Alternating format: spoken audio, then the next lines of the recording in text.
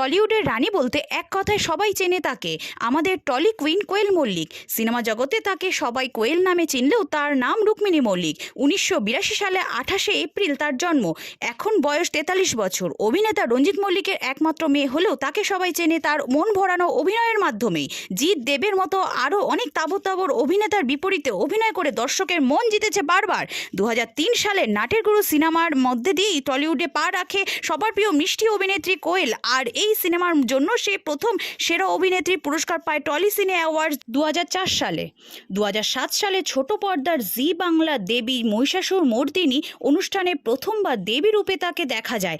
এছাড়াও তাকে dance junior, রান্নাঘর, দাদাগিরি আনলিমিটেড, দিদি নাম্বার 1 এর মতো অনুষ্ঠানেও দেখা যায় বারবার। বড় পর্দা ছোট পর্দা সর্বত্রই তার অভিনয় সাধারণ মানুষের মন ছুঁয়েছে, তাই হয়তো সে আজ প্রতিকটা বাঙালির ঘরের মেয়ে। আজ তার জন্মদিন, শুভ জন্মদিন কোয়েলদি। খুব ভালো থেকো। স্বামী নিষ্পাল সিং, এক পুত্র ও এক কন্যা নিয়ে তার ভরা সংসার।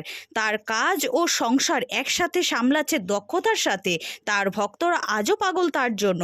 ভিডিওটা ভালো লাগলে শেয়ার করো আর চ্যানেলটা সাবস্ক্রাইব করে পাশে থেকো বন্ধুরা।